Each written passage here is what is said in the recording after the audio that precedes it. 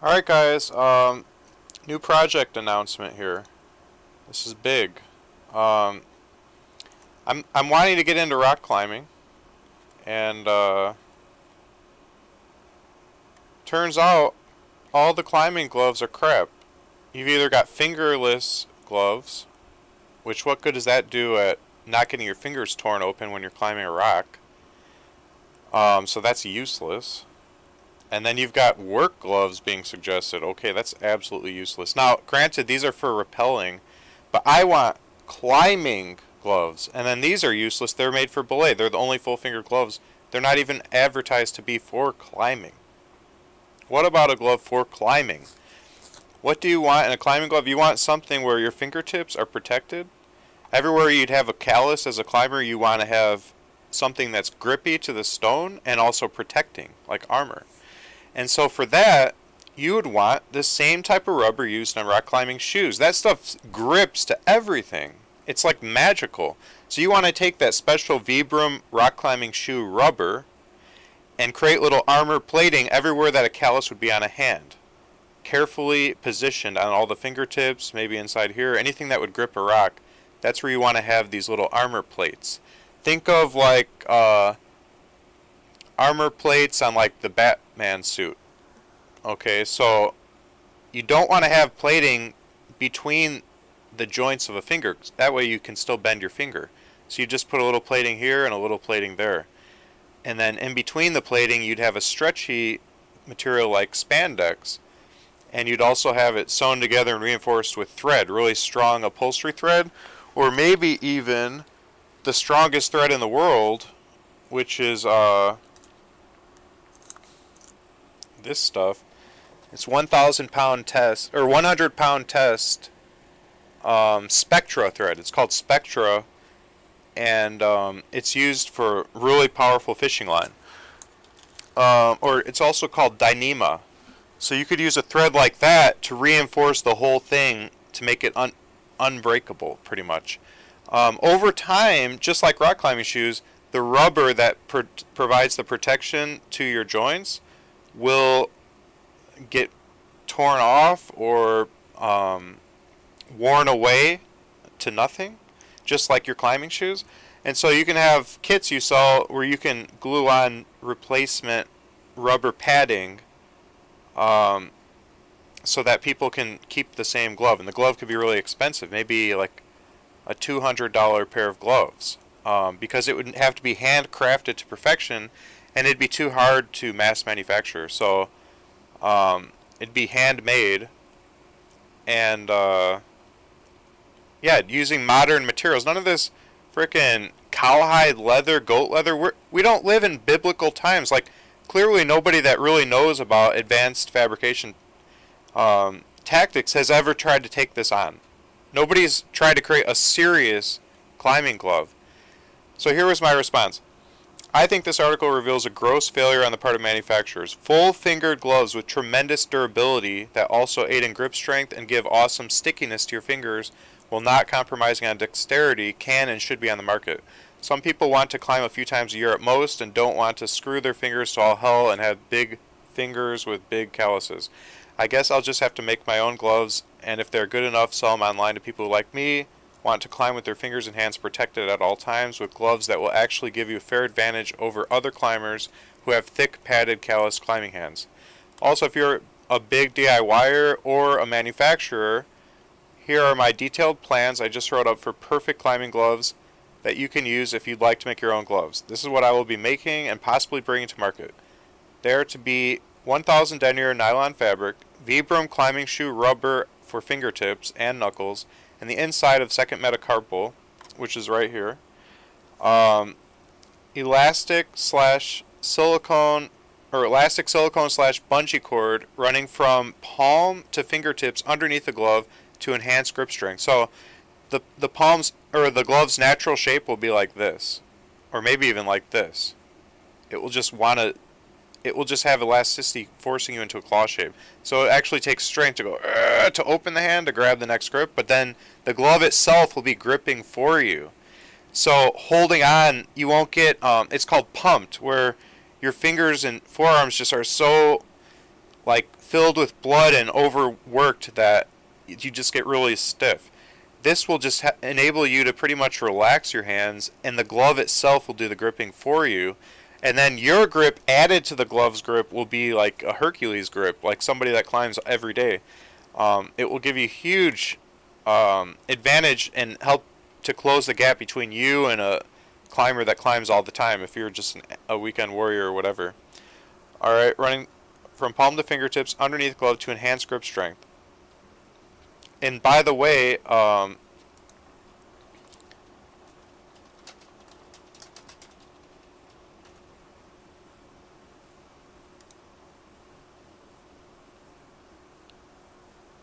if you look here, whitewater paddling gloves, which is kind of what we're stealing these concepts from, you can see they're designed to prevent finger fatigue by already being in a gripped shape. So they're not made to be just wide open. They're made to already be in a grip shape so that they kind of already help you in gripping. Like they aid you because they're made in a claw shape. Now this is not very exaggerated. You could have it even more of a claw shape so that it just really wants to be shut. But the gloves themselves then are helping to already grip. And for a rock climbing one, maybe you could have the glove designed to be like this, and it takes a lot of strength to even open it. So you go, you open it, and then it grips. Because most of the time, you're going to be hanging when you're climbing. And you could take them off when you just want to rest your hands. But to have them do all the gripping for you would be amazing. Also, these gloves in this picture kind of have what I was talking about. Everywhere you see leather here, I would replace that with Vibram climbing rubber. So there'd be a rubber pad here, rubber pad here. This is the second metacarpal I was referring to. You could have rubber padding here, and here. I think leather is not enough for rock climbing because this would get tore up so fast. I mean, we're talking about rock. These gloves might actually be decent for rock climbing, actually. But I don't think they'd last or have anywhere near the grippiness of putting actual Vibram rubber, which is that grippy rubber on the bottoms and sides, the rand and the sole. Is it called the sole? The rand and the sole of rock climbing shoes. That kind of rubber would be amazing to put into all these spots. And also notice that between the leather spots here, you've got a thin spandex layer. And also, all these little shiny parts are a grippy, like a glue type thing.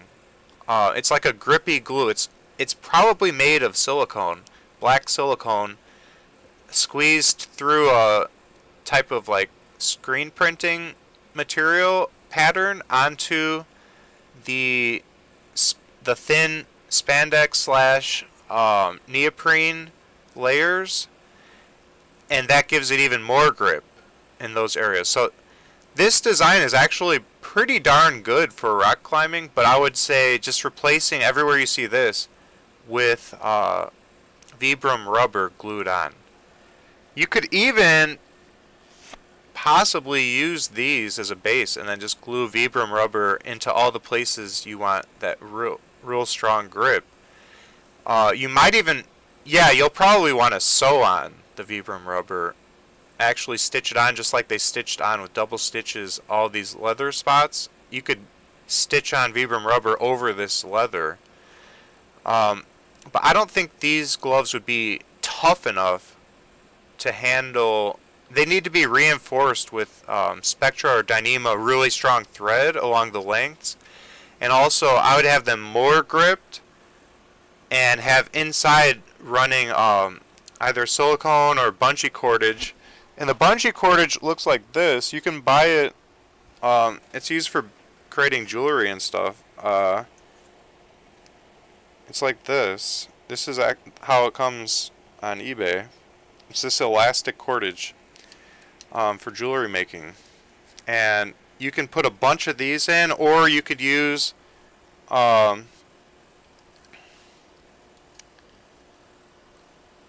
silicone to create cordage, actual plumber silicone, you could just create strips of it, and that's got some tremendous elasticity. And depending on how thick you made that, you could adjust the amount of elasticity and strength that that will have. So if you were to craft it running from the palm to all the fingers with really thick silicone running underneath the glove on the inside against your fingers, you could have it really like the gloves are like this. And then when you try to go, the silicone, you're having to stretch the silicone. Picture like the silicone on a tub shower. When you pull that, it's like, it really fights you. So you want it to be like this, and then when you want to grab a rock, you got to go, you got to open your fingers, and then you grab it, and it's like, boom, it's like a super powerful grip provided by the glove itself. Even doing the work for you, and that will save your fingers so much. And I really feel that that is the one thing that beginner climbers need the most, is that extra help, because they don't have, it takes years to develop the musculature. If you look at Alex Honnold's hands, oh my gosh. Let's look at his hands.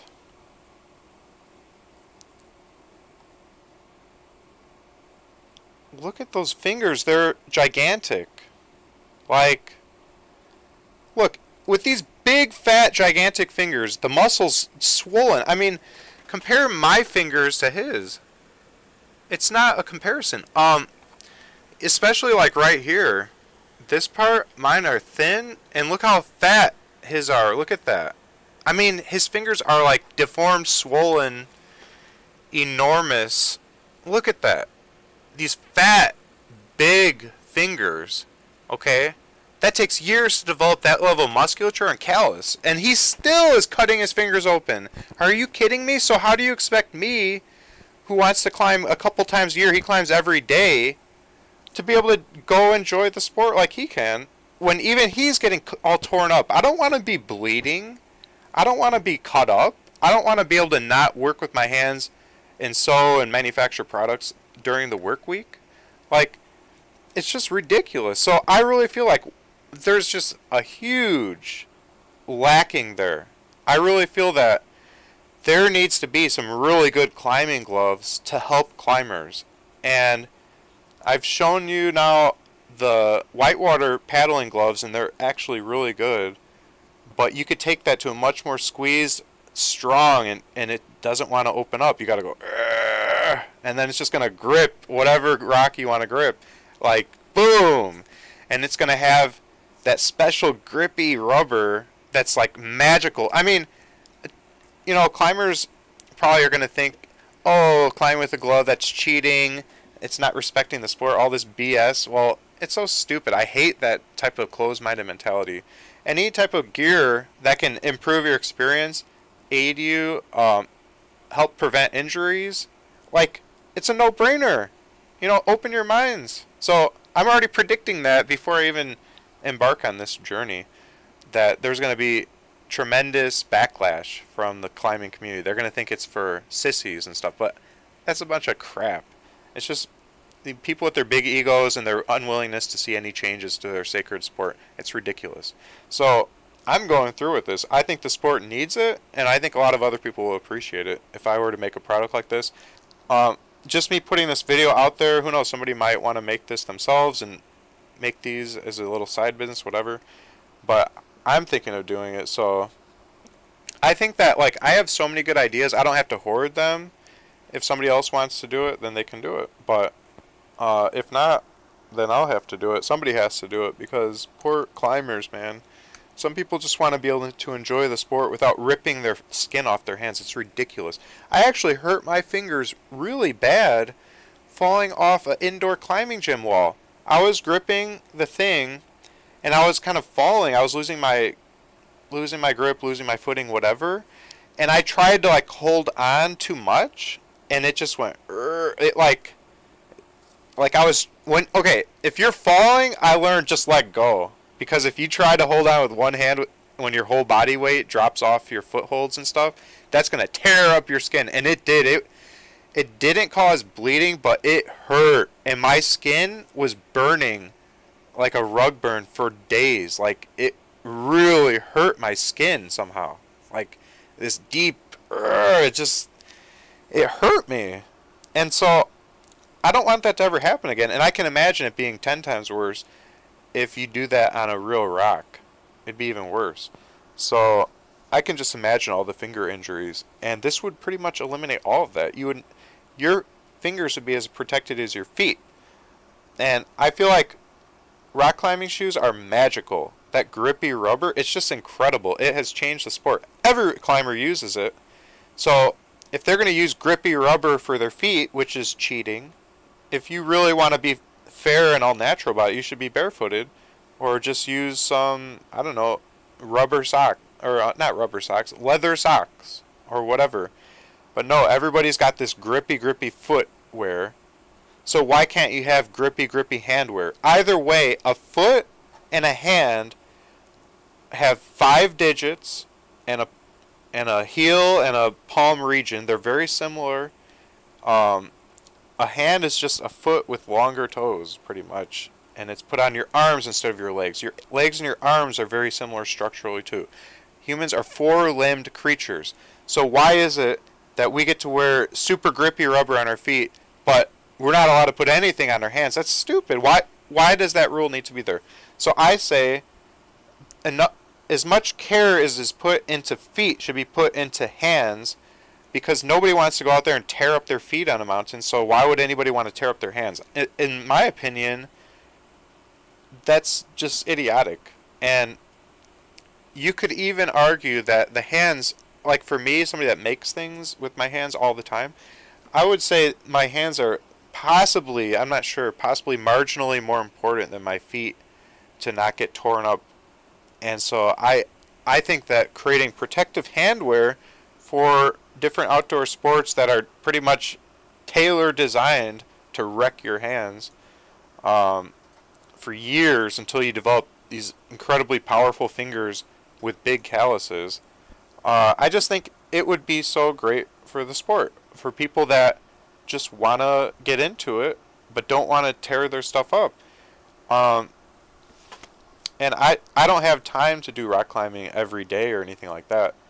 But I want to be able to go with my wife like maybe 2 or 3 times a year and enjoy the sport.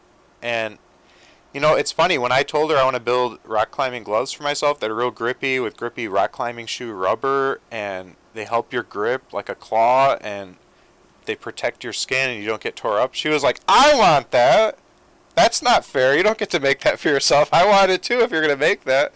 So that just shows you it's a great idea. Like the fact that my wife jumped on it, like I think a lot of people would want this, and I'm shocked and dismayed that this does not already exist for the sport of rock climbing. I'm blown away. Like, rock climbing is a popular sport. It's been around for so many years.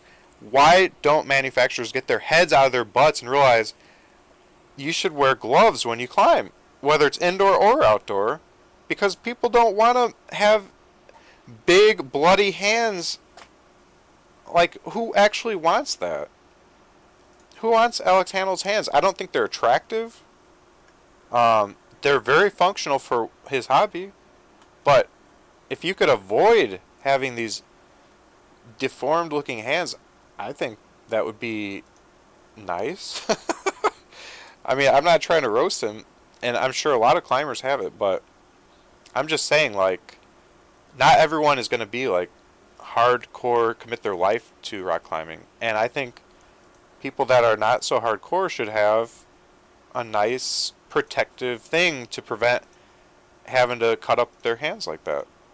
So that's something that I would like to see done, and if it's not me that does it, I wouldn't mind somebody else doing it, but it needs to be done. So that is going on my to-do list 100%. So that's my new project announcement. I'm very excited to do it. It's going to be super cool. But as always, it goes on the bottom of my to-do list. I come up with inventions and cool ideas all the time, and they each have to wait their turn. So I don't get to just do anything I come up with right then. That lacks discipline, and it also means the older ideas aren't getting the respect they deserve. All new ideas get put on the bottom of the list, so that's going to be years before I can even look at this. So just be forewarned.